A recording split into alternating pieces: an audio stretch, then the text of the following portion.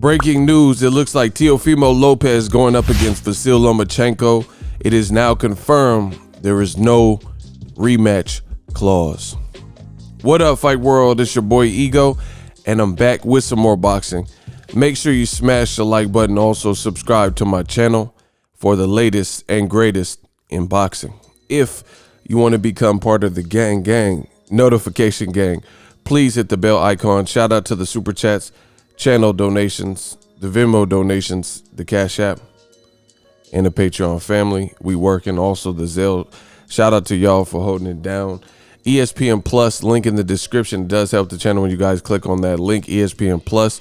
Go to them, use my link in the description. They got a ton of docuseries, documentaries, originals, exclusives, BTS, archive of fights. You can get ESPN Plus as a standalone app, or you can bundle it, ESPN Plus, Hulu, and Disney Plus, all three, one price, and that's $12.99 a month. Let's get it.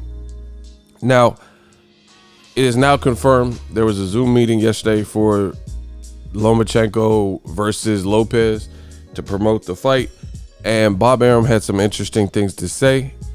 This is one of them. He talked about the overuse of the rematch clause in boxing.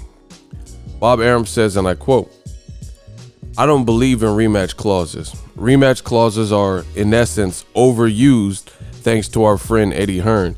He puts a rematch clause in every contract, and that may indicate that he is not confident in how his fighter will perform. As far as I'm concerned, let them fight.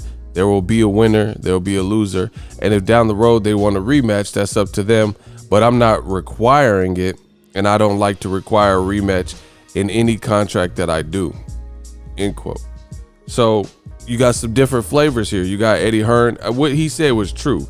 Eddie Hearn definitely has a rematch clause because Dillian White got brutally knocked out, and then the Povetkin fight, they're doing a rematch 91 days later.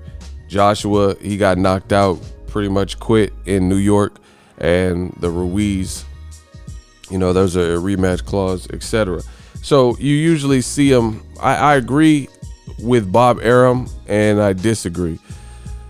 I agree that in big fights, I could understand covering your tracks for, a rematch clause, like Deontay Wilder versus Fury has a rematch clause, because if they didn't, then Wilder would have lost his belt.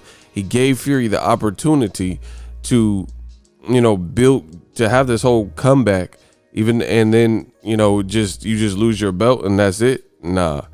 So I think they're definitely applicable in certain situations, but I do think they're also overused. Like, some people put a rematch clause in every contract, The thing is, you guys have to understand, a rematch clause is contractually obligating, and that's what we see.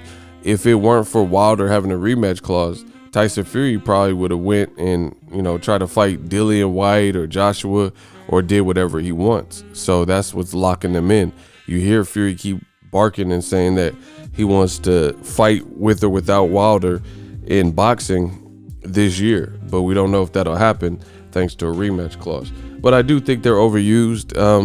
You don't have to, every single fight, you don't have to put one in if you don't want, things like that, because it locks the fighters in and locks them down. And you guys got to understand this aspect of the game too, is you could still do a rematch without a rematch clause. Rematch clause, the teams got together the first time to make the fight, so you would just have to do that again. The rematch clause is just telling you what to do, rather than the teams getting together like they did the first time. So if they got together and negotiated the first time, then what's to say that they can't do it again if the fight was worthy of a rematch? And sometimes it looks like Bob Arum's approach is just to see what happens and see how it is, and if we can capitalize, or if a rematch is needed, we could take it from there, rather than even if it's a boring fight but the fighter's mad that he lost, they can enforce a rematch clause, and we have to sit through that again. So there's various ways to look at it. All I know is Lomachenko versus Lopez is a great fight. I don't really care about the rematch clause, because you got to take it one step at a time. I just want to see it the first time, and there had some snags and road bumps along the way with making it, but now it's here. So I'm just happy to see it at least a first time, and then you could take it from there and see what needs to happen next for both fighters' career, because depending on how it ends, if Teofimo stops Lomachenko, what are you gonna do, a rematch? Because sometimes that's why I somewhat agree with Bob Arum, is because sometimes the fight outcome is so distinguished and it's so discerned, it's like you don't really need a rematch. Like, for example, Eddie Hearn is milking and overusing the rematch clause. Like Dillian White Povetkin, the only reason we're watching this again is because of Eddie Hearn, and they felt something was lost, and he lost a mandatory position with the WBC, and Eddie Hearn, like a spoiled rich kid, he broke his toy, and now he's not the one taking the punches, so he has to see it again and hope that Dillian White 91 days later can set the record straight. But there's really no reason. If you look from a fight, it was cool. It wasn't like Dillian White was destroying Povetkin. He dropped him twice. The first early rounds were a little bit quieter, and then he got brutally knocked out with the single shot. It happens. So, it doesn't really warrant, in my opinion, a rematch, because we had a decided victor and there was no question or controversy. He was knocked out. The UK tried to make some controversy and act like Dillian White was getting up. That's what Eddie Hearn said he was getting up, and David Hayes said he should have been afforded a count. But come on, we know he was badly knocked out. So it is what it is. Let me know what you guys think. Loma, Lopez, no rematch clause. Drop your thoughts in the comment section. As always, hate, comment, and subscribe. Till next video is Ego. Signing off. So if you enjoyed this video and want more content like this on the channel, you can show your appreciation by going to the PayPal donate button or the YouTube support button, and you can donate any amount that you feel is equivalent to the value of this video. Much more to come. Thank you guys for your support. Boxingego, the future of boxing.